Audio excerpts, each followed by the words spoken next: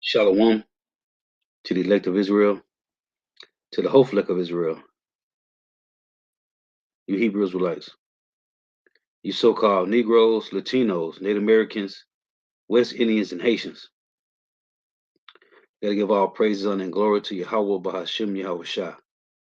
The Most High, the Heavenly Father, his Hebrew name is Yahweh.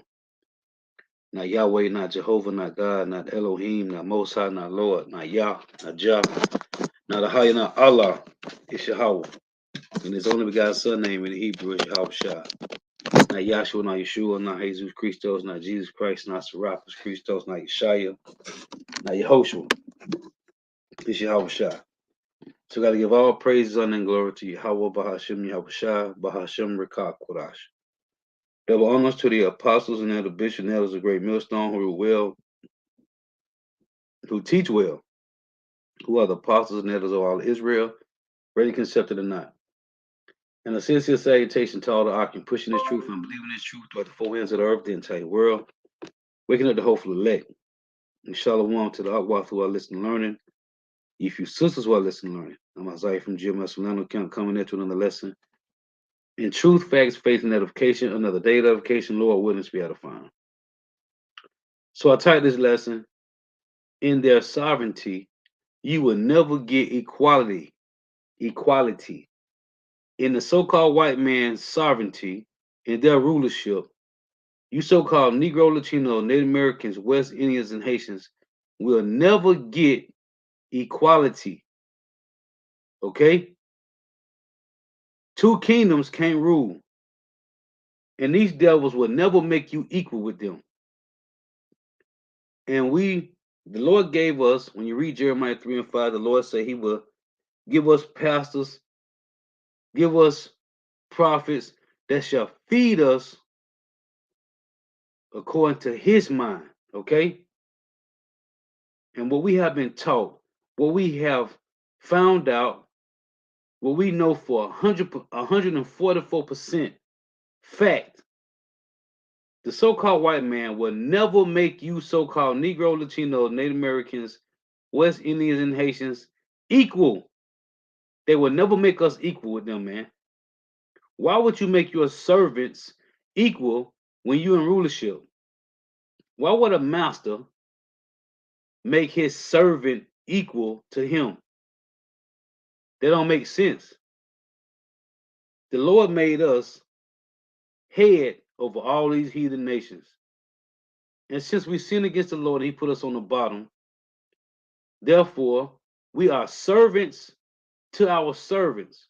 So why would the so-called white man ever put you so-called Negro, Latinos, and Native Americans, West Indians, and Haitians on the same playing field? Now, I saw this video, and I just had to do a lesson on this. So, Lord willing, you be edified with this. And I did a lesson on this a while ago. Elder Not Lazab did a lesson on this some years ago, and I did a lesson on the follow-up. So I got this clip I'm going to show, but I saw this new video, this new clip. I'm finna show you.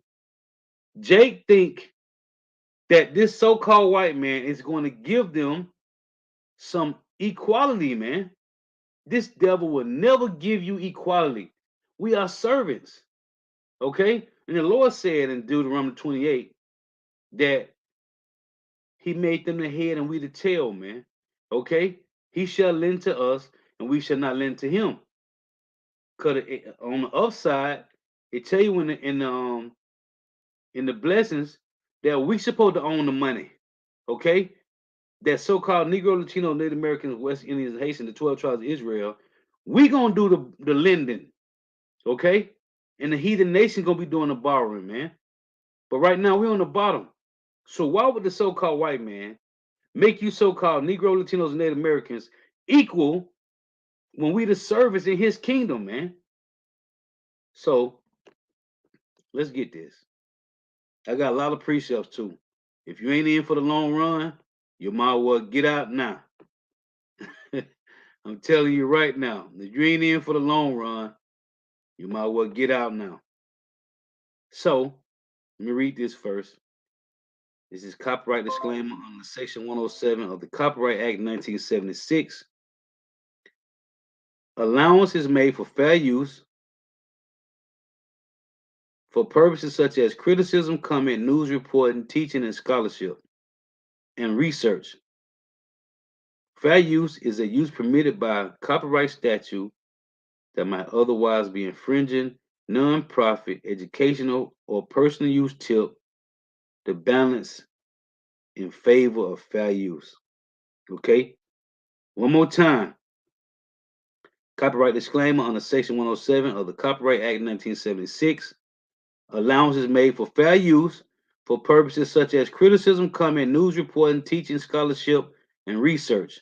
Fair use is a use permitted by copyright statute that might otherwise be infringing nonprofit, educational, or personal use tips the balance in favor of fair use. You see it. If you ain't in for the long run, get out now. Jake, in 2022,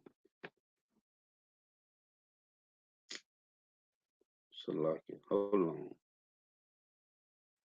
Jake in 22, trying to find some equality in a rulership that's not theirs, man. Check this out. I saw this and I said I had to do a lesson on it. Lord wasn't be able to find. Oh, let me turn this volume down. Let's turn this volume down so it won't be echo. Hold on, bear with me here for a second. All right. Check this out, man. This is Jake. And this is Jake right now today. These are Juneteenth. This is Juneteenth, so-called Negro, Latino, Native American, West Indians, and Haitians. Make sure it's sharing. All right, let's go.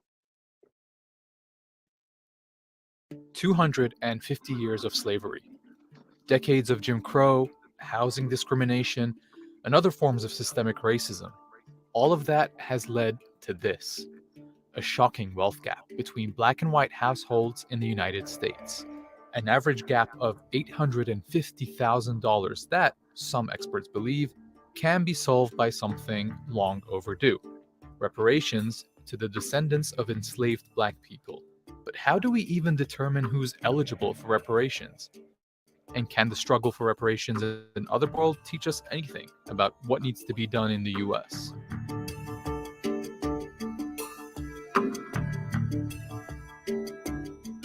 To understand why there's a call for reparations, there needs to be an understanding of the scale of slavery. It was a crime against humanity in which around 400,000 people were forcibly brought to North America. Over the centuries, 10 million enslaved people were legally treated as property in the United States, brutalized and ruthlessly exploited for free labor, which was used to establish the country as a leading global economy. In fact, Now, whatever scriptures you brothers got, hey, post them on the comment. Whatever scripture come to your mind through the Spirit, put them on the comment board.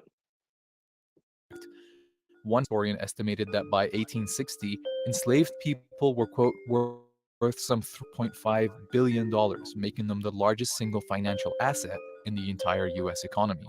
That's around $115 billion today. When slavery was abolished in 1865, 4 million formerly enslaved African Americans were freed. But through their forced labor, they created billions of dollars in generational wealth for their Now that's allegedly 1865 because it was still some slaves in a couple states. I looked it up before. It was 1867 when the slavery was abolished, so they say. But then they created these what they call them, the slave patrol, man. As we got police today, okay. Anyway, I won't let this ride. captors and none for themselves. Back then, the US government understood the need for reparations and passed an order to distribute 40 acres and a mule to all formerly enslaved families so they could build wealth and financial security. You know what? Salakia. Let me run this back. Because I want to get the word real quick. Salakia. I gotta get this. A matter of fact, Hold on. I want to show you this real quick. Let me come to me. So I want to get this real quick. I meant to do this first. Bear with me. So when you go to the word sovereignty, right? Real quick, just in case Jake don't know. So let's get the word sovereignty real quick. Then I'm gonna let the video ride because it's only 11 minutes. Sovereignty.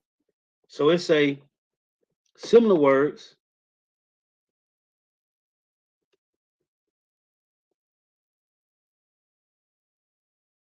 Jurisdiction. right? Jurisdiction. It's a the official power to make legal decisions and judgments. And when I read this, I thought about Isaiah 10 and 1, right? Woe to him that decree unrighteous decrees. And I also thought about Psalms 94 and 94 and what is that 20 when they say they frame mischief by laws, right? Also Isaiah 24 and 5. So it's the authority, control, power, dominion, rule, administration, command. And this is a whole nother list of similar words. Okay? Going back to sovereignty, right? Supremacy,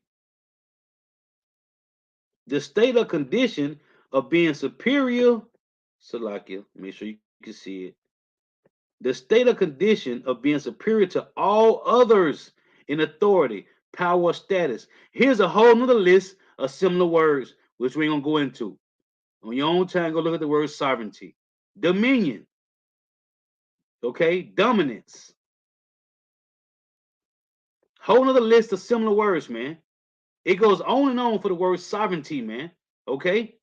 Supremacy, dominance, domination, superiority. Okay? Dominion. The list go on and on, man. Power. I want to show you. So, also, the word equality. Let me show you what the word equality means. For you slow belly J Equality. that think you're going to get this kind of way. The state of being equal, especially in status, rights, and opportunity. Fairness, it's a impartiality. Other similar words, it's a freedom, emancipation. Hold on, let's play it. Emancipation. What this is? What was the Emancipation Proclamation, man? The transferring of slaves from the South to the North. It's an effect or process of being set free from legal, social, or political restrictions. Liberation. See, we don't have a financial problem. It's a sovereignty problem that we have, man. It's a freeing liberation, liberating, releasing. And when I read this, I thought about Jeremiah 15 and 33. Okay?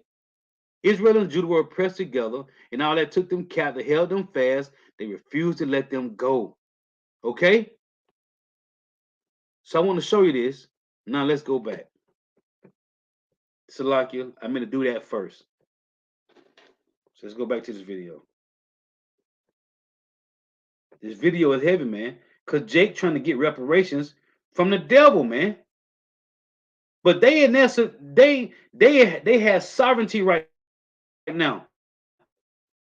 So again, Salakia. 150 years of slavery, decades of Jim Crow, housing discrimination, another form of racism. All of that has led to this, a shocking wealth gap between black and white households in the United States.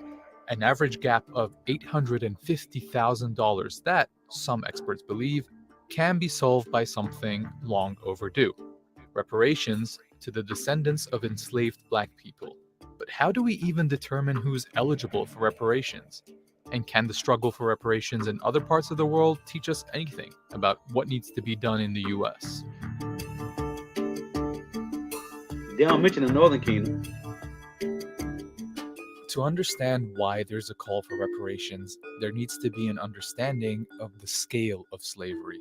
It was a crime against humanity in which around 400,000 people were forcibly brought to North America.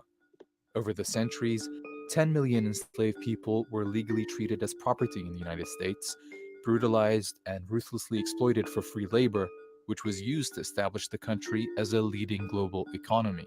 In fact, one historian estimated that by 1860, enslaved people were, quote, worth some $3.5 billion, making them the largest single financial asset in the entire US economy.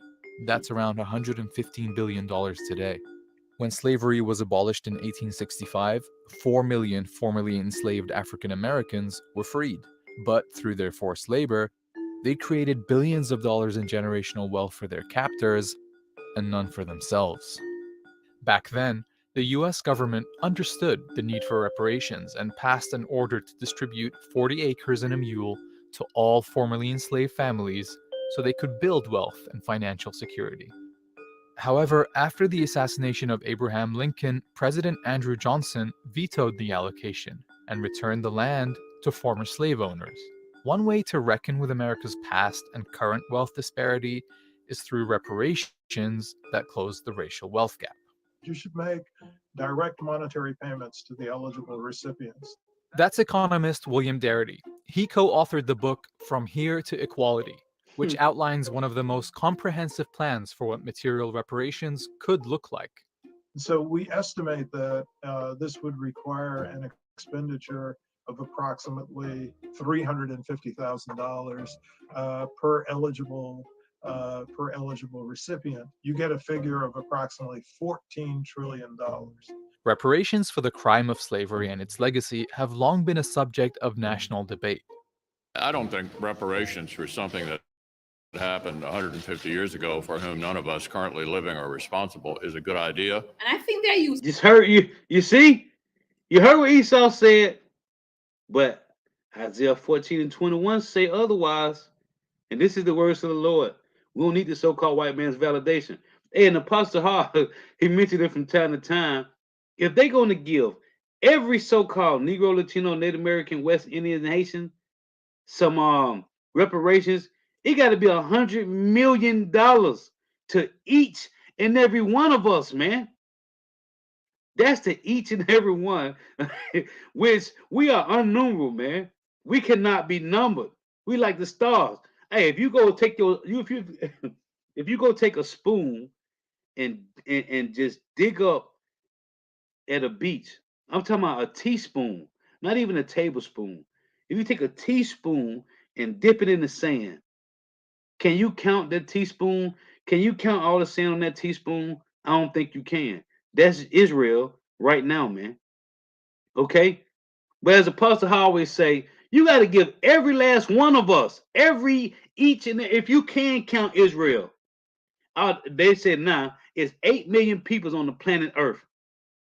8 billion people, I'm sorry. 8.7 million, 7.7, 8 million people, 8 billion, whatever, right?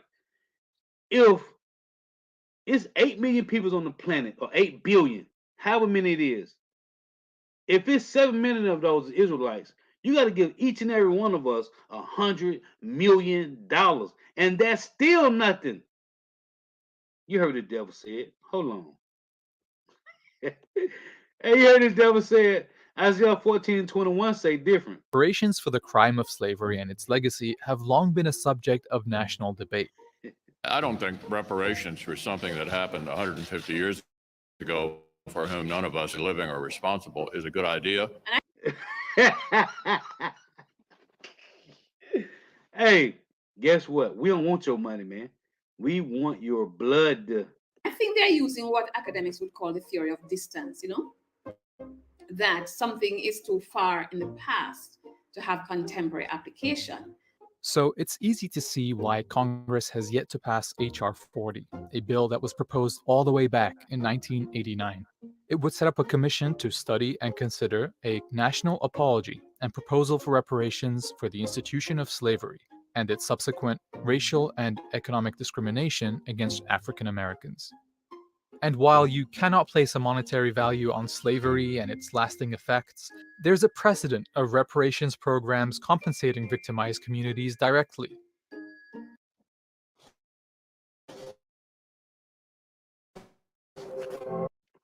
So you know what's in it. Wasn't no information. I should have known. Back in the US, the Civil Liberties Act of 1988 designated $20,000 payments to Japanese Americans who survived internment camps during World War II. The US government has also made payments in instances where it was not the culpable party. Payments made to families that lost loved ones during the course of the 9/11 attacks, as well as payments that are being made to individuals who were held hostage in Iran at the end of the Carter presidency. Up to $4.4 million per hostage or their estates. In the case of slavery, the US government did promise reparations. It's just reneged on it. In fact, when the US finally issued an apology for slavery, it included the disclaimer, "Nothing in this resolution authorizes or supports any claim against the United States or serves as a settlement of any claim against the United States." Nor did the US ever provide true reparations, a process consisting You see, it say he reneged on it. Well, the scripture told us first, man, never trust thine enemies.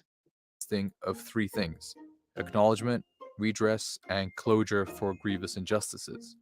It's vital that the federal government issue an apology because that will create the justification for the redress plan that follows. That brings us to who would actually receive reparations. Those direct payments would go to the roughly 47 million Americans who identify as Black. But under Darity's plan, the requirements are a little more strict. First, Black Americans would have to have identified as Black, Negro, African American, or Afro American for at least 12 years before any reparations plan. You see that? Proverbs and bywords, man. The Lord said they was going to call us these things, man, these names. And this ain't even talk about Latinos and Native Americans, man. Okay? This ain't even talking about the Northern Kingdom at all, man. This is just talking about Judah, Benjamin, Levi, man. What about what about the so-called Cubans and Puerto Ricans and Dominicans and Panamanians and Mexicans, the North American Indians and Seminole Indians? Okay? Man, hey, that's why the Lord just got to wipe them out, man. Because they can't pay us back, man. They don't have the money. They don't have the money in Switzerland, France, England, North America, Great Britain. They don't got the money, man. Goes into effect. And they'd have to prove that they had at least one ancestor who was enslaved in the United States. One way to do that is using the census. If your ancestor was present in the 1870 census, see, well, I just quoted Psalms 94 and 20. They frame mischief by law. They know we always in, they know every last one of our ancestors was in slavery, man. What are they talking about? But it's okay. And was old enough to have been alive in 1850 or 1860, but you can't find a person in the 1850 or 1860 census. That would suggest that they were probably enslaved. That's because before slavery was abolished with the 13th Amendment, enslaved people were not counted in the census. They're actually missing people from the 1850 and 1860 census, and their absence there is a potential indicator that they were probably enslaved. But while Darity's plan has received traction, it still faces opposition. The impression down here is that Caribbean people who live in the United States, Black people, would not be entitled to any reparation paid by the US government. But we are saying that's not right.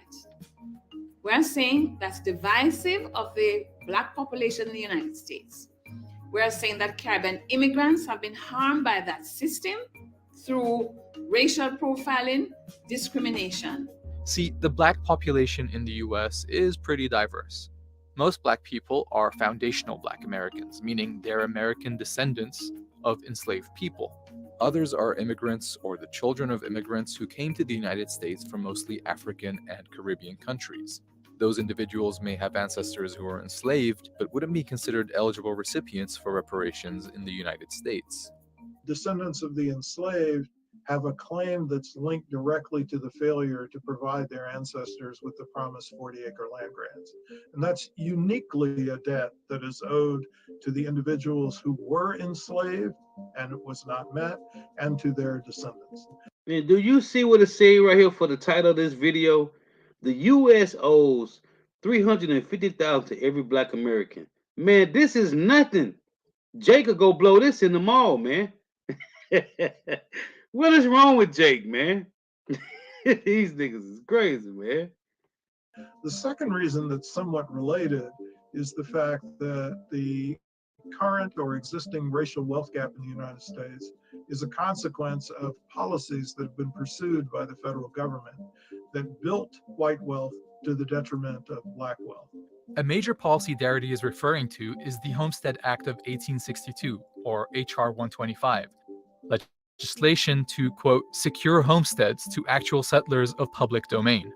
The policy incentivized citizens to move onto and settle land that had been violently stolen from indigenous nations. It provided 160-acre land grants to over 1 million white families for a small fee, but excluded the 4 million formerly enslaved people from the program who had already been denied the 40-acre land grants they'd been promised. Through the act, 270 million acres of land was settled across 30 states over 124 years. Remember, owning land generates income, and passing land down to the next generation builds wealth. So the consequences of that decision are seen today. Approximately 45 million living white Americans have benefited from this massive asset-building legislation. I would argue that virtually all Black people throughout the diaspora, the African diaspora, have a claim for reparations, but they don't all have a claim for reparations from the United States government. The horrors of slavery and its consequences are not uniquely American. The transatlantic slave trade transported approximately 12.5 million enslaved Africans across the Americas. Now hold on. Don't forget about the sub-Saharan slave trade, right? So you got the transatlantic and you got the sub-Saharan slave trade. If you don't know, go look it up. Overwhelming majority of enslaved Africans were shipped directly to Latin America and the Caribbean.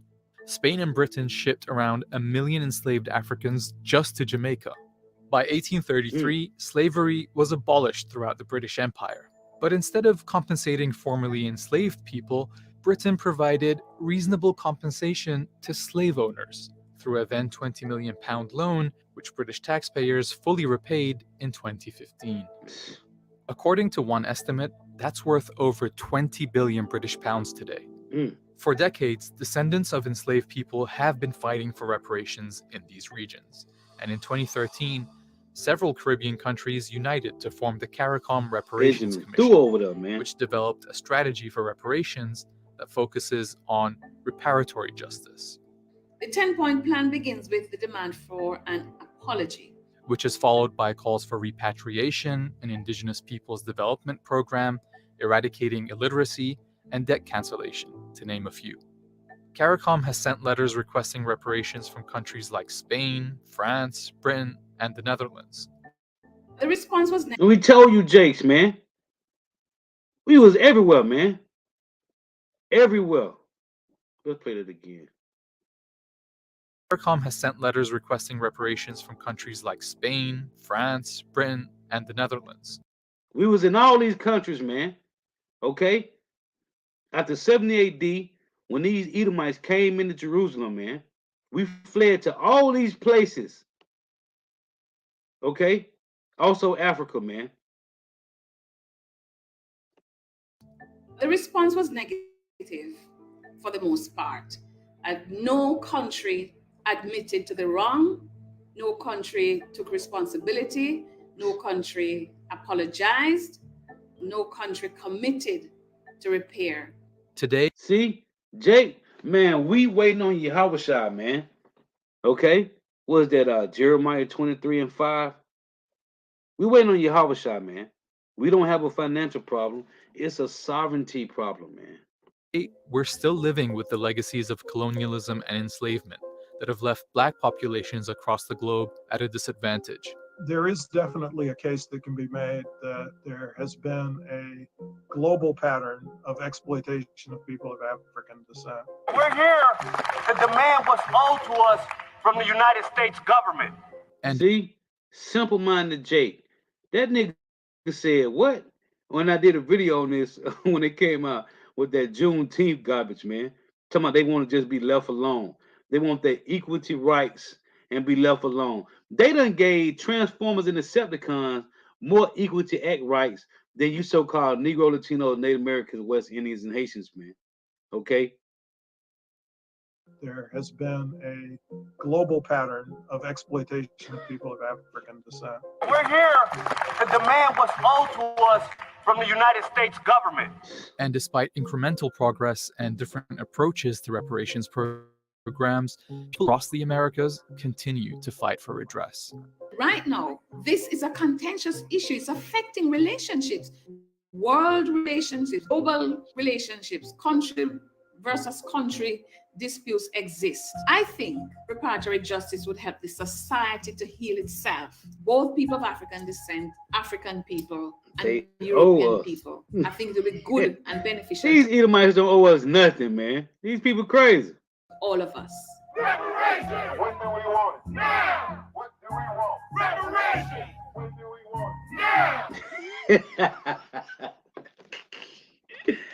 Oh, Jake, man. They don't know what's going on, man.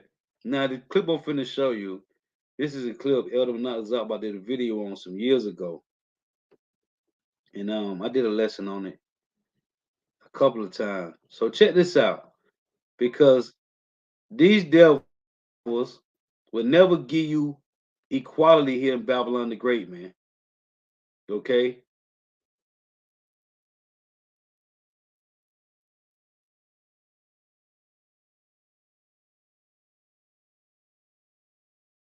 To lock you.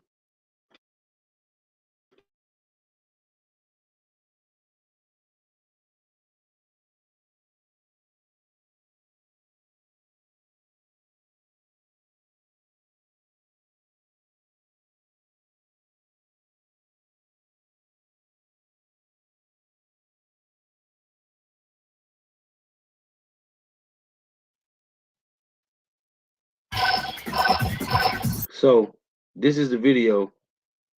The elder did a video on some years ago, but it was on one of his channels that been gone. So check this out. It's called Structural Discrimination, the Unequal Opportunity Race. Now check this out, because this is on the lines. It's Judah, Ephraim, and the so-called white man and the Edomite woman. Okay, check this out.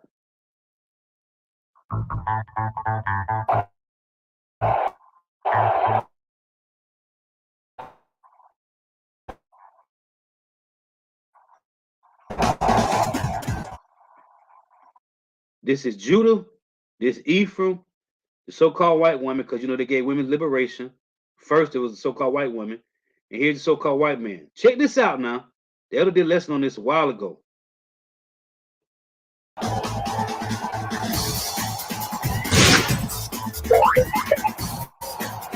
Now you see the so-called white man took off, and the woman. Here is Judah and Ephraim, okay, which represent all 12 tribes. Watch these numbers now. You gotta watch the numbers. This is 1492, right?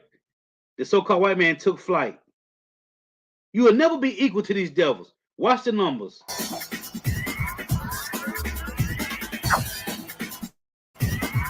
Slavery. Hold on. I want you to see these. Let's go back. It says slavery, broken treaties, right? Which they did against Gad and Reuben. Genocide. Manifest destiny. Trade of treaties. Trail of tears. I'm sorry. Hold on. I want to try to catch all these.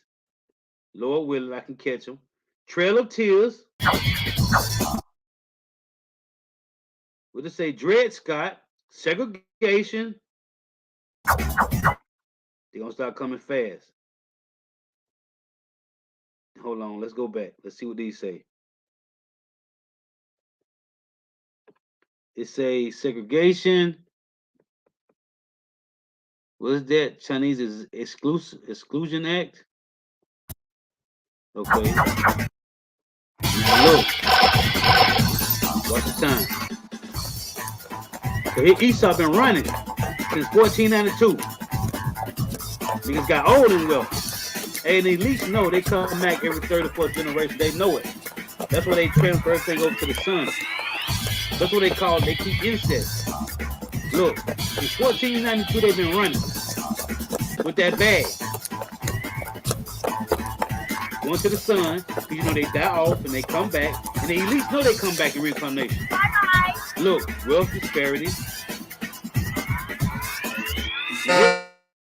Now look, this is when Judah and Ephraim got a break to start running the race in 1964 from 1492. You will never be equal with these devils, man. Never.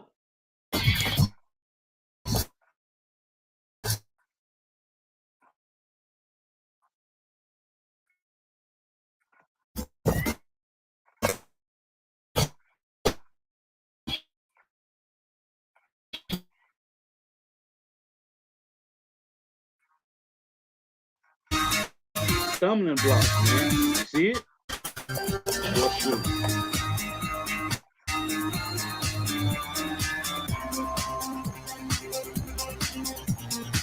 Underemployment.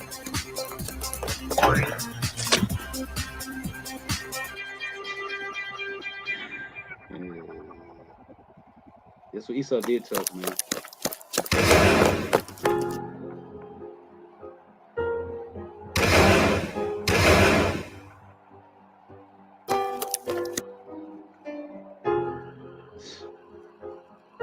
School to prison pipeline, man.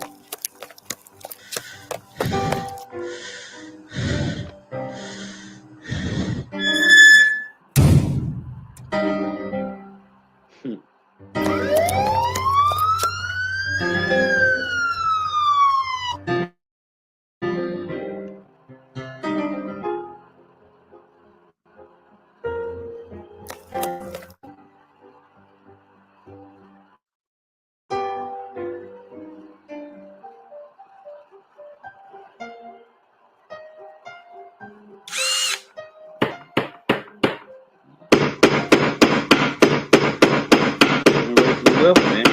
Connection. Because it ain't who you know, it's what you, it ain't what you know, it's who you know. White privilege, generational wealth. Man. You see it? You see it's privilege and wealth, generational wealth, and white privilege. Edomite networks, man. See? See, got the woman running right there with him. So they gave the women wealth, women's liberation. Why? So they can tax everybody. As Aaron Russo said. So you see it. Jake, you will never be equal with a so-called white man. Okay? Never. Let me go back to this. I want to put this still up. We'll never be equal to these devils, man. So let's get these pre-sales.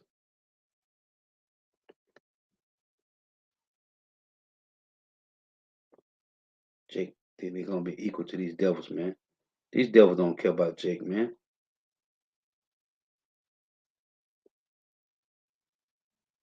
So I'm gonna start here.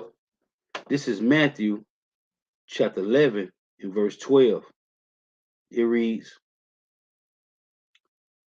"And from the days of John the Baptist until now, the kingdom of heaven suffers violence, and the violent take it by force." So who is the kingdom of heaven here in this verse? What did the Lord say? The kingdom of heaven come not with observation, for the kingdom of heaven is within you, right? Talking to the so-called Negro, Latino, Native Americans, West Indians, and Haitians. Again, Matthew 11:12. "And from the days of John the Baptist until now, the kingdom of heaven suffered violence, and the violent take it by force." Who took the kingdom of heaven by force? Let's get two precepts. Who took Jerusalem by force? The so-called white man. And we can prove it. This is Daniel chapter 8 in verse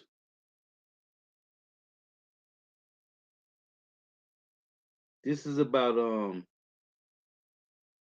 dealing with Alexander the Greek, right? So it say this is Daniel 8 and 10, reading the point here. Matter of fact, let's read 8. Daniel 8 and 8. Therefore the he-goat waxed very great, and when he was strong, the great horns was broken, and for it came up 4 noble ones towards the 4 winds of heaven. And out of one of them came forth a little horn, which waxed exceedingly great towards the south, and towards the east, and towards the pleasant land. The pleasant land was Israel, Jerusalem. Daniel 8 and 10. And it waxed great, even to the host of heaven, and it cast down some of the hosts and of the stars to the ground and stamped upon them.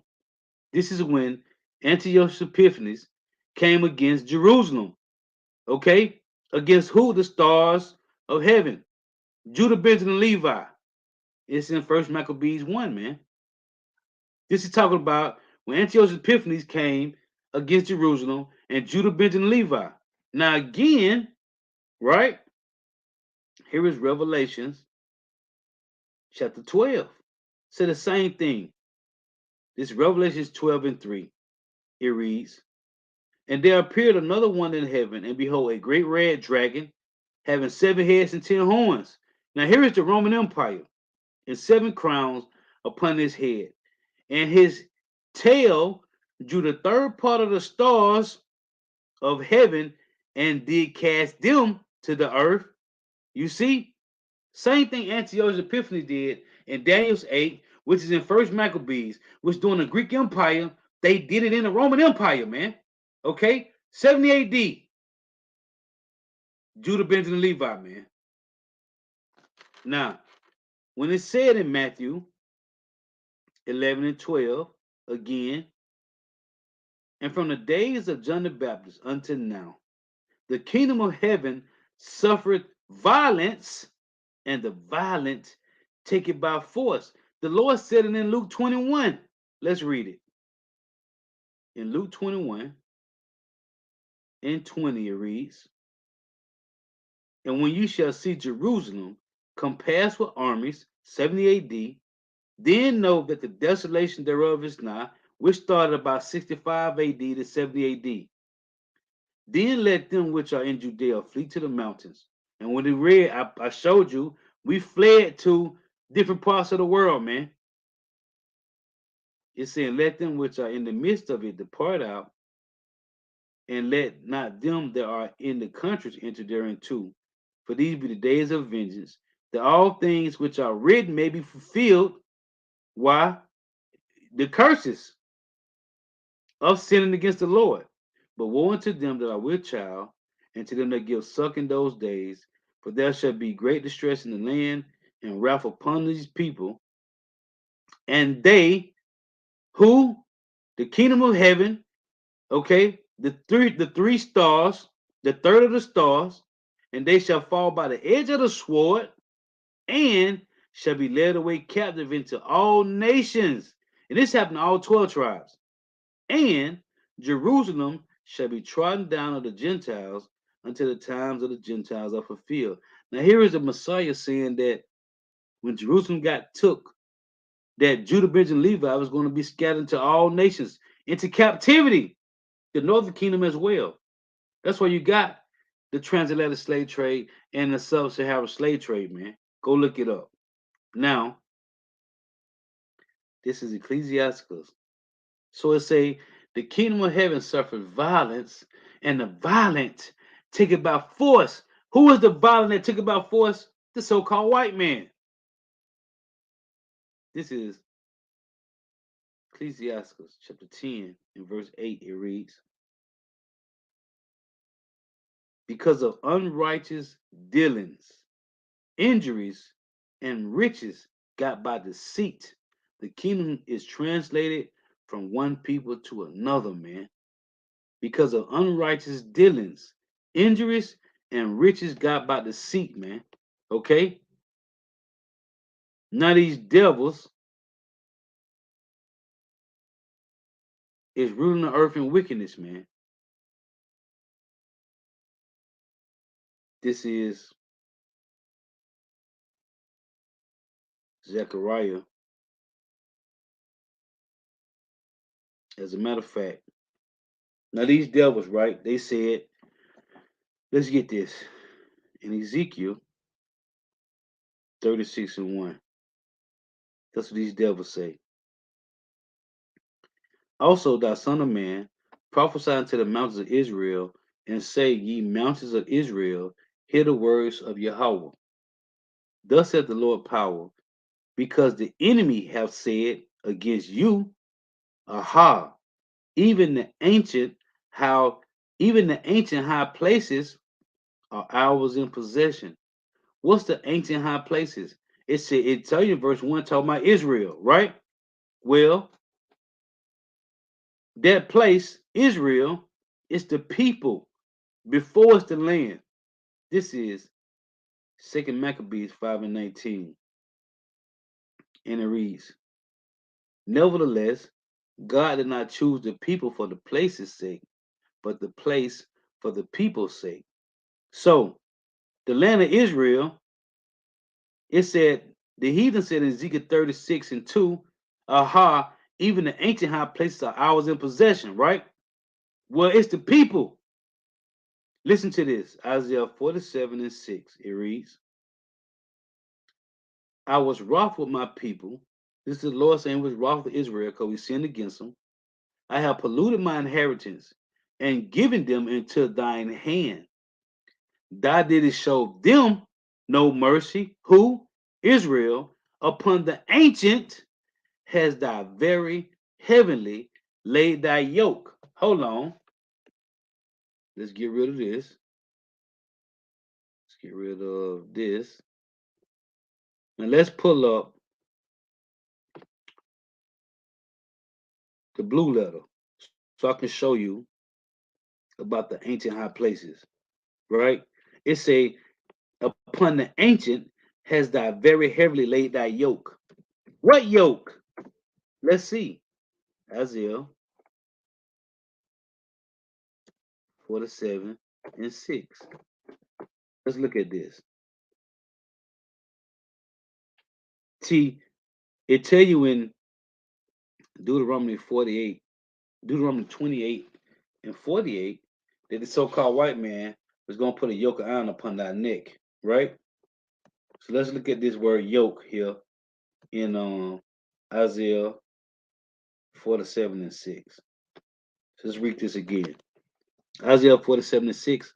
I was wroth with my people. I have polluted my inheritance and given them into thine hand. Thou didst show them no mercy. Upon the ancient, the people, has thou very heavily laid thy yoke.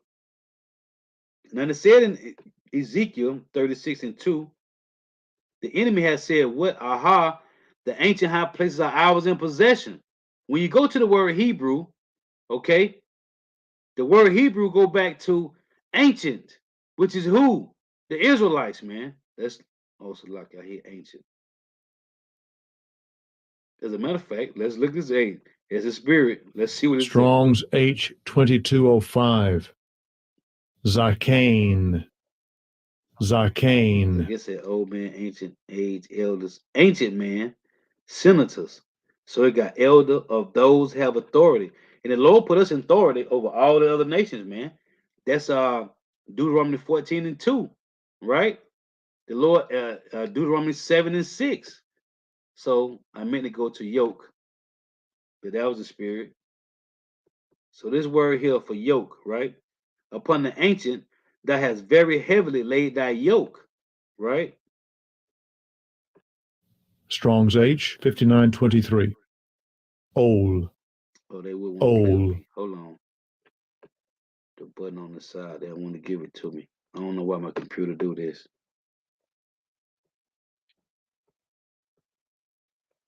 So here's the word for yoke. It's a yoke as imposed on the neck. Okay? As imposed on the neck, man. So it's a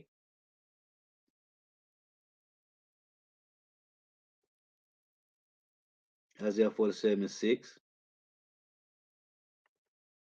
I was wroth with my people. I have polluted my inheritance and given them into thine hand. Thou didst show them no mercy. Upon the ancient has thou very heavenly laid thy yoke. Right? So we read Ezekiel 36, right? Well, here's Ezekiel 35:10.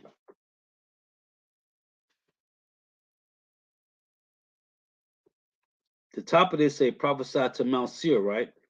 Ezekiel 35:10, because thou hast said, these two nations and these two countries shall be mine.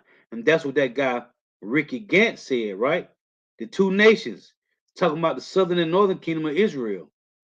The so-called white man said, because thou hast said, these two nations and these two countries shall be mine, and we will possess it, whereas the Lord was there. You see, they say, this is what the Lord said, therefore, as I live, saith the Lord power, I will even do according to thine anger and according to thy envy, which thou hast used out of thy hatred against them. Because the so-called white man has a perpetual hatred. That's Amos 1:11. And I will make myself known among them when I have judged thee. And that hatred go back to, what is that, Genesis 27. Okay? When Esau said, is he not rightfully named Jacob? For he have supplanted me these two times. Right? What did he say?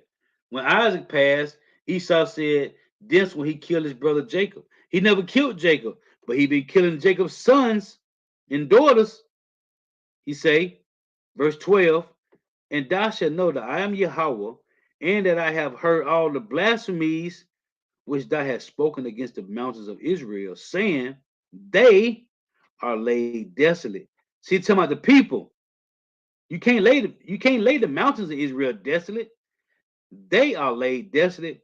They are given us to consume. You see, in Zechariah,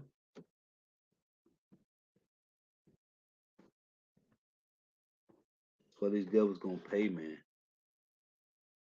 They've been boasting. This is Zechariah 1:15. And I am very sore displeased with the heathen that are at ease, for I was but a little displeased, and they helped forth the affliction. Because it said in Isaiah 47:6, upon the ancient has thy very heavily laid thy yoke. Okay? This is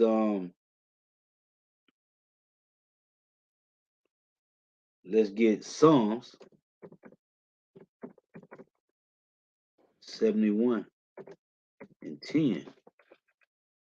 See, these devils, hey, they long to take us down, man. That's why I tell you in Psalm 83, they had to come together to get us, man. Psalm 71:10, for my enemies speak against me, and they that lay wait for my soul take counsel together. Right? Psalms 83, saying, God hath forsaken him, persecute and take him, for there is none to deliver him. You see, that's how they feel. Because they knew that the Lord hid his face from us. And you can read that in Judith, the 5th chapter, man. These devils know that the Lord had hid his face from us. Therefore, we didn't have a covering, man. We didn't have no protection. And that's why this devil, Anthony Fauci, say so-called Negro, Latino, Native Americans, West Indians, and Haitians are vulnerable. Go look the word vulnerable, man. It's a lot there. It say vulnerable. The definitions are unprotected, unguarded, unshielded, unsafe, open for the taking. Okay? We don't have no defense. That's what the word vulnerable mean, man. And that's what Anthony Fauci said, that Negroes and Latinos are vulnerable, man.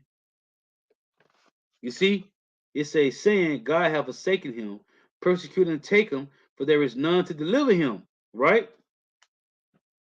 So what they've been doing? Hey, they put a hand on us, man. Because I'm going to show you in Lamentations 2.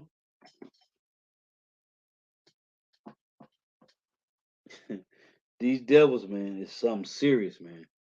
This is Lamentations 2. In verse 15, right? You say, all that pass by clap their hands at thee. They hiss and wag their head at the door of Jerusalem, saying, is this the city that men call the perfection of beauty, the joy of the whole earth? All thy enemies have opened their mouth against thee. They hiss and gnash their teeth. They say, we have swallowed her up. Certainly, this is the day that we look for. We have found, we have seen it. So all these nations, starting with Esau, Edom, so-called white man, have been rejoicing. The Lord hid his face from us, man, and that we didn't have no covering. This is Jeremiah 50:7. Look at these devils. It reads, all that found them have devoured them, and their adversaries said, we fear not. Why? Because they have sinned against the Lord. See, they know we these devils know we sin against the Lord, therefore we didn't have a covering, man. All that found them had devoured them, and the adversary said, we offend not. Why? Because they sinned against the Lord, the habitation of justice, even the Lord, the hope of their fathers. See, Esau know this, man. Okay? Therefore, this is Micah chapter 2 and 2.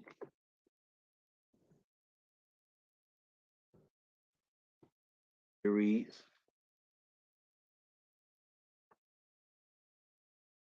it say, starting at 1, see, woe to the oppressors, woe to them that devise iniquity and were evil upon their beds. When a morning is light, they practice it because it is in the power of their hand. And they covet fields and take them by violence, and houses and take them all away. So they oppress a man and his house, even a man and his heritage. Okay? Now they say that they the Israelites, they Israelis, and they Jewish. Therefore, thus saith the Lord, behold, against this family do I devise an evil from which ye shall not remove your necks. Okay? Because they go into slavery too. Okay? The jokers' eyes are going to be on their necks. Neither say ye go haughtily, for this time is evil. Let's read the next verse. Verse 4 reads,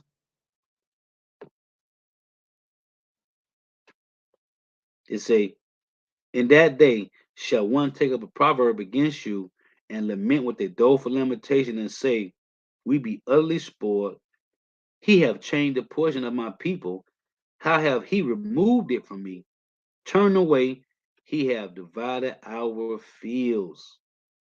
Therefore thou shalt have none that shall cast a cord by lot in the congregation of the Lord.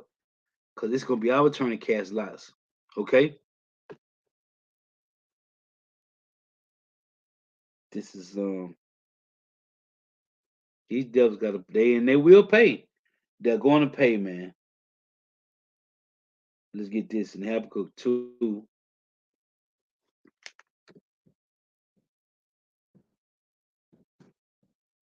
It's Habakkuk 2 and 5. It reads, yeah, also because he transgressed by wine, meaning his philosophies, his policies, Salakia, his legislations, his democracy, his philosophy, his draconian measures, Salakia. Ain't been asleep since I got the plantation at 6. So bear with me. Habakkuk 2 and 5, yes, yeah, also, because he transgressed by wine, he is a proud man, neither keepeth at home, who a lot of his desire is hell, and is as death, and cannot be satisfied. But gather unto him all nations, and heap unto him all people. Shall not all these, who? The nations, take up a parable against him, and taunting proverb against him, and say, woe to him that increases that which is not his. You see? Because these devils have been walking around the earth, rape, rob, murdering, pillaging, and plundering the entire planet, man. Because he's a wanderer. They don't have nothing. Even Mount Sirius wasn't theirs. They stole that from the Horites. Okay? Woe to him that increaseth that which is not his, how long, and to him that laden himself with thick clay. And that's why America is over $200 trillion in debt, man. Over 200 trillion in debt. Okay? Shall they not rise up suddenly that shall bite thee, and awake that shall vex thee, and thou shalt be for booties unto them, because thou hast spoiled many nations. All the remnant of the people shall spoil thee. Isaiah 14. Tell the kings of the earth, because of men's blood, and for the violence of the land, and of the city, and of all that dwell therein. Because right here, what is that? Right here in verse 12, it say, woe to him that built up a town with blood and established a city by iniquity. How was America built? Off the blood, sweat, and tears, off the backs of so-called Negro, Latino, Native Americans, West Indians, and Haitians. Remember, it said in Matthew 11:12, the kingdom of heaven suffered violence, and the violent take it by force, man. Okay? These devils got to pay, man. They got to pay. And they will. We just got to wait patiently, man. This is the kingdom of heaven suffered violence, and the violent took it by force, man. This is Jeremiah 50:33. Who is the kingdom of heaven? You so-called Negro, Latinos, Native Americans, you West Indians, and Haitians, man. You are the kingdom of heaven. This is Jeremiah 50:33. Thus saith Yahweh of hosts, the children of Israel, the northern kingdom, and the children of Judah were oppressed together, the southern kingdom, and all that took them captives. So like it held them fast, they refused to let them go. You see? They refused to let us go, man.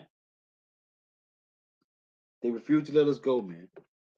Now I'm going to show you something.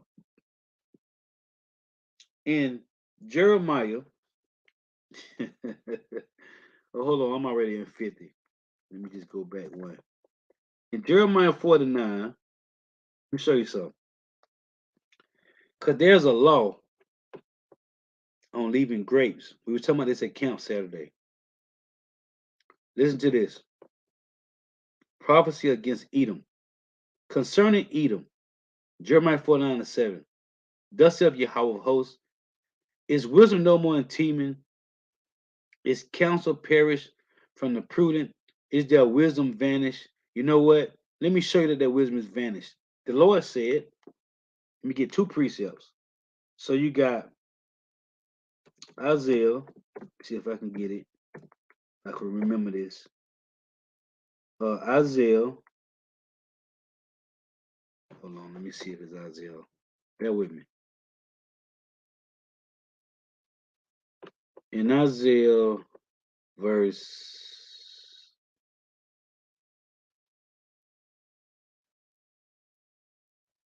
right here. So in Isaiah 24 and 14, Isaiah 29 and 14, right? Therefore, behold, I will proceed to do a marvelous work among his people, even a marvelous work and a wonder. Look right here. For the wisdom of the wise men shall perish, and the understanding of the prudent men shall be hid. Okay? So it said in Jeremiah 49 and in verse 7, concerning Edom, thus saith the Lord of hosts, is wisdom no more in Teman? Is counsel perished from the prudent? Is their wisdom vanished? Right? Which is yellow. Let me give you another precept. We're going to come back to this. In 1 Corinthians 1 and 19, sure the Lord is destroying these devils' counsel, their wisdom. So 1 Corinthians 1:19 it reads, see it said, for it is written, because it's written in Isaiah 29 and 16. It reads, 1 Corinthians 1:19, for it is written, I will destroy the wisdom of the wise, which is in Jeremiah 49 and 7, and will bring to nothing the understanding of the prudent. You see, Where is the wise? Where is the scribe? Where is the disputer of this world? Have not God made foolish the wisdom of this world?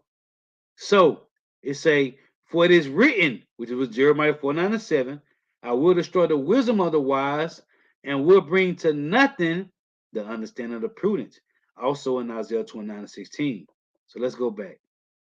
In Jeremiah 4:9-7, concerning Edom, thus saith Yahweh of hosts, is wisdom no more in Teman? Is counsel perished from the prudent? Is their wisdom vanished? Flee ye, turn back, dwell deep, O inhabitants of Dan, for I will bring the calamity of Esau upon him, the time that I will visit him. Now, this is what I want to make. See what this thing popping up now, coming up again. Salakia. These devils, man. Hold on. So, let me stay on this. It say, right? It say, verse 9. Let's read this again. Jeremiah 4:9-7. Concerning Edom, thus saith Yahweh of hosts, is wisdom no more in Teman? Is counsel perished from the prudent? Is their wisdom vanished? Flee ye, turn back, dwell deep, O inhabitants of the Dan, for I will bring the calamity of Esau upon him, the time that I will visit him. Right? This is the point I want to make in verse 9. If grape gatherers, look at this, because a law on this. If grape gatherers come to thee, would they not leave some gleaning grapes? If these by night, they will destroy till they have enough. But I have made Esau bare. Why did the Lord make Esau bare? Because Esau didn't left nothing of us, man. He destroyed us on every side. Go read James 5, man. Okay? Go read James 5, man. Verse 1 all the way down to verse 7, man. Esau destroyed so-called Negro, Latino, Native Americans, West Indians, and Haitians. He left us bare, man. He didn't leave nothing. He destroyed us, man. Okay? And you got Jake today talking about some equality, man. This devil made us bare, man. But I have made Esau bare. I have uncovered his secret places, and he should not be able to hide himself. His seed is spoiled, meaning his children, and his brethren, meaning his brothers, his nephews and uncles, and his neighbors, which is the Edomites, and he is not. Now I say again, verse 9, if grape gatherers come to thee, would they not leave some gleaning grapes? If these by night, they will destroy till they have enough. Let me show you the law on this. In Leviticus, we were talking about this last week at camp. In Leviticus 19, there's a law about the grapes, man.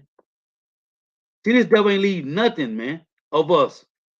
Therefore, the Lord said he made Esau bare. He ain't gonna leave nothing. That means he gonna destroy these devils. He ain't gonna leave nothing of them. Leviticus 19:10. And thou shalt not glean of thy vineyard, neither shalt thou gather every grape of thy vineyard. Thou shalt leave them for the poor and stranger. I am the Lord Yahweh, your power. Let's get one more. Say the same thing. In Deuteronomy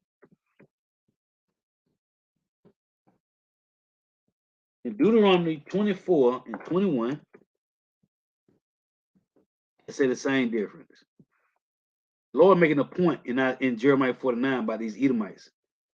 Deuteronomy 24:21. When thou gatherest the grapes of thy vineyard, thou shalt not glean it afterward. It shall be for the stranger, for the fatherless, and for the widow. You see? So, in Jeremiah 49:7, Jeremiah 49:9, if grape gatherers come to thee, would they not leave some gleaning grapes? If these by night, they will destroy till they have enough. The Lord is making a point how these devils ain't going to leave nothing. Habakkuk 2:5. But I have made Esau bare. I have uncovered his secret places, and he shall not be able to hide himself. When you go back to Habakkuk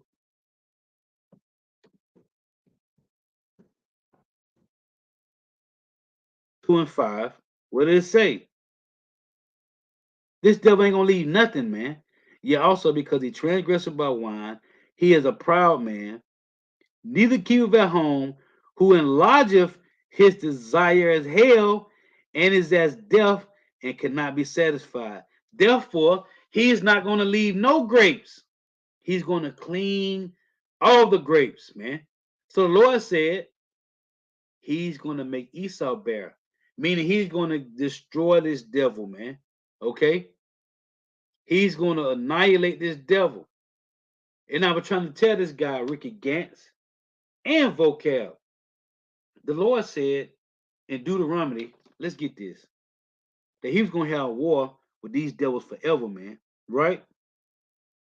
It tell you in Ecclesiastes 4:16 that there is no end of all the people, right? In the book of Numbers, you people are stupid, man. What if the Lord do away with all the nations, man? When he said that he ain't gonna do away with them until the end. Let's prove it. Let's prove it, shall we? In Numbers 24, what is that? Let's see. Here is Numbers 24:20. And when he looked on Amalek, okay, this would be the chief ones of the so-called white man, okay? What we call today the small hats, your 1948ers, the elites, your Oppenheimers, your Rothschilds, your Rockefellers, okay? Your DuPonts, your Gettys. This would be these, Amalek. And when he looked on Amalek, he took up his parable and said, Amalek was the first of the nations to do what? To do what? To come against Jake. To come against us, man. We're going to read it. Amalek, it say Amalek was the first of the nations, but his latter end shall be that he perish forever, man. Okay? Let me show you. Let me show you. In Deuteronomy,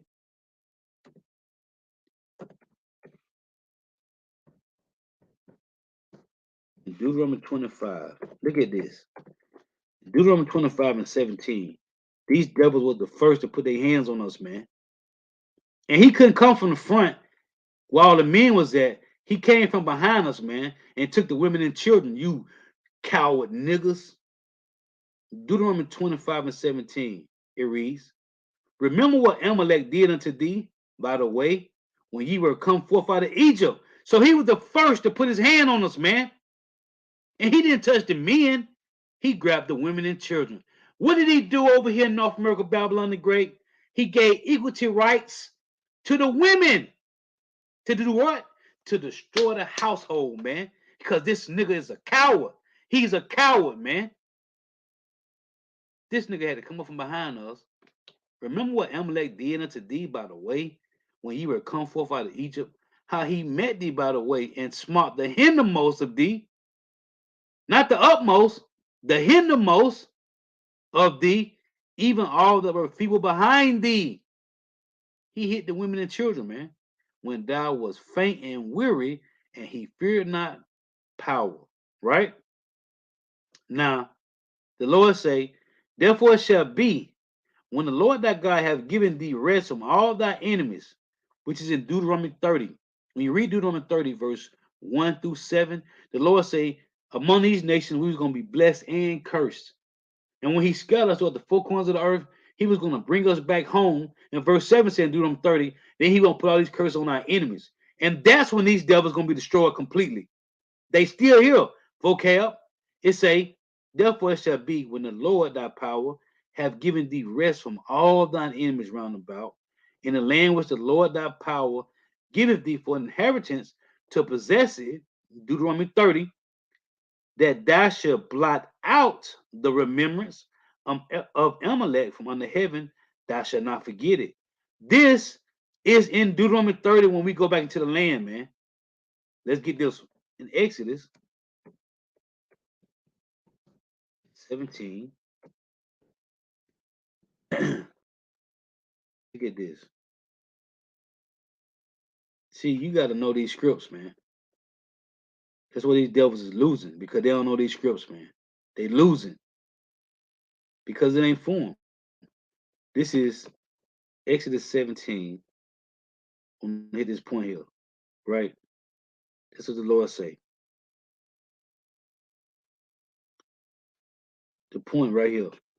Exodus 17 and 16. For he said, because the Lord have sworn, he have sworn that the Lord will have war with Amalek from generation to generation, right? The Lord gonna have war with Amalek from generation to generation, man. What happened? Let me show you. Let me give you two. Let me give you one account, right? So you had the war Saul had with Amalek, right? With King Agag, right? What is that? Is that First Samuel's? What is that? I forgot right now. Is that 15? If you brother know where it's at, I was just reading this the other day too. What is that? Hold on. Bear with me. Let me see real quick. So I can pull it up here. I just want to pull these up before I close.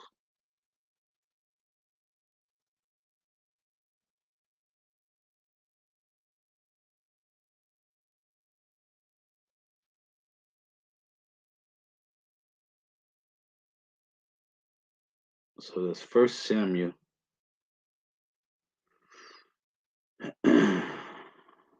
Say 22.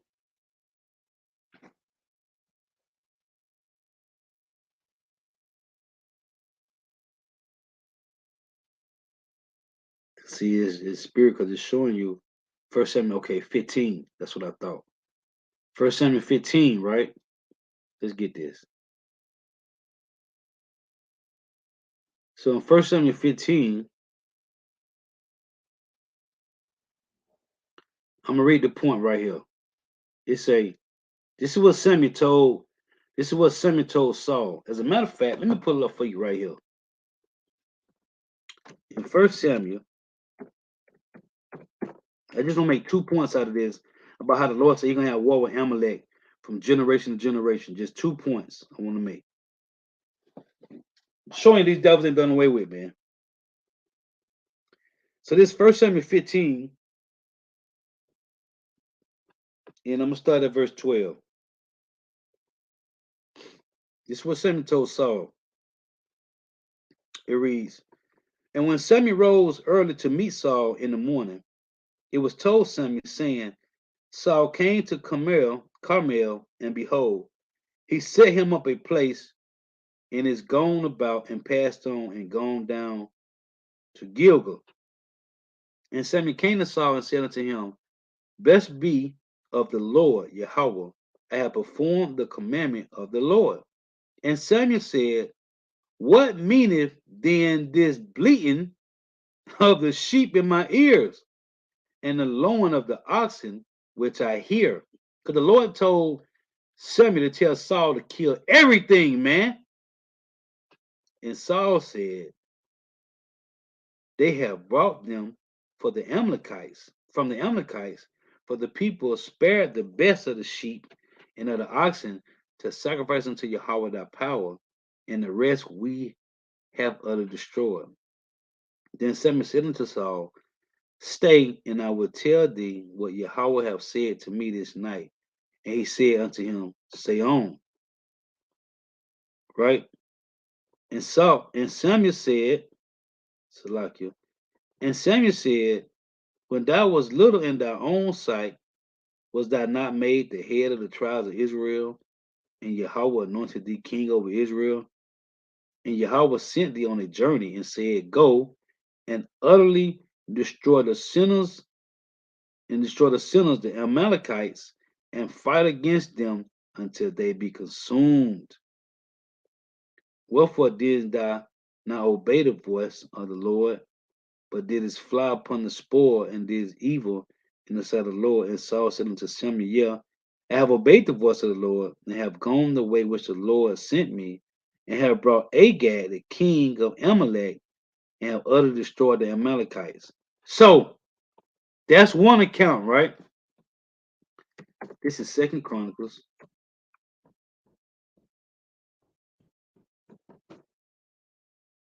Second Chronicles 25. This is with Amaziah, right? Just showing the counts of these Edomites. The Lord said he's gonna have war with Amalek from generation to generation, man. And that's why I say Ecclesiastes 4 and 16 that there is no end of all the people, right?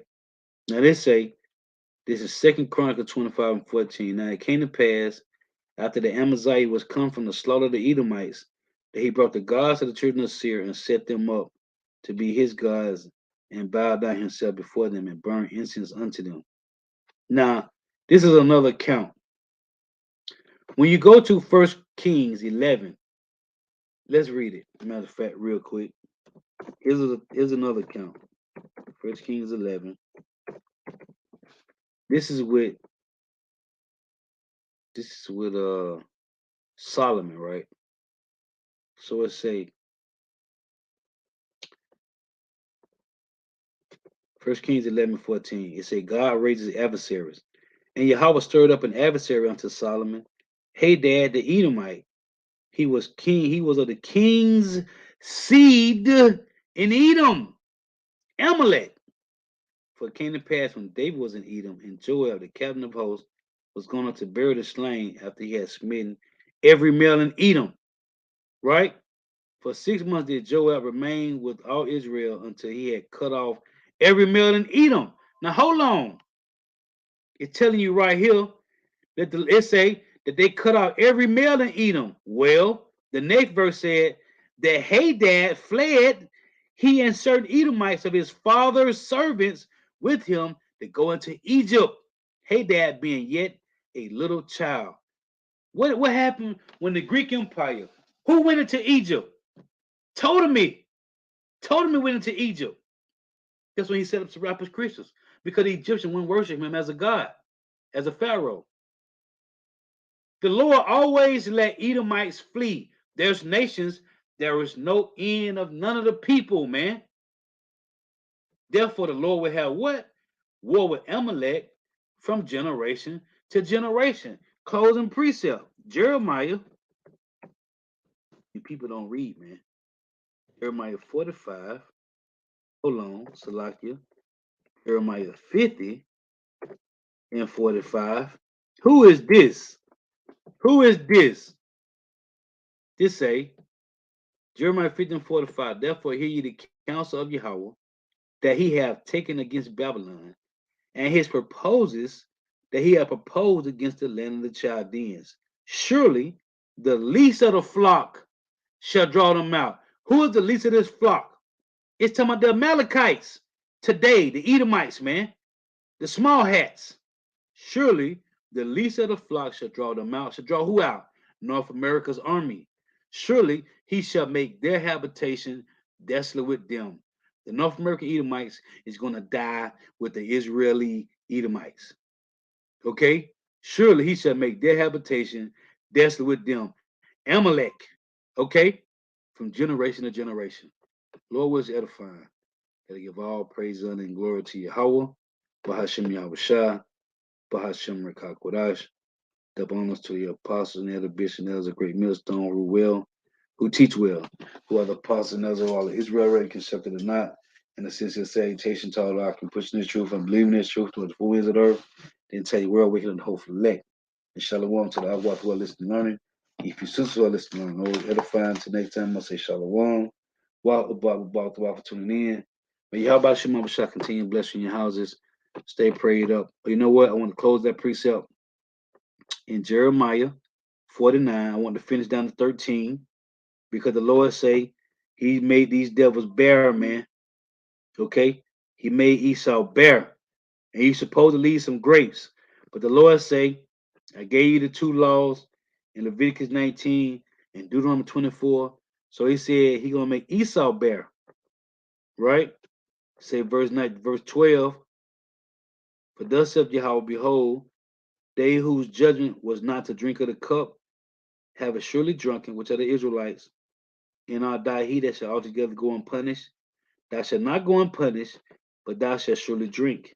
For I have sworn by myself, saith Yahweh, that Basra shall become a desolation, North America, Babylon the Great shall become a desolation, a reproach, a waste, and a curse in all the cities Well, how many cities here? 50 of them, right? In all the cities thereof shall be perpetual waste. Okay? So, to why for tuning in. May Yahweh Shema Shah continue bless you in your houses.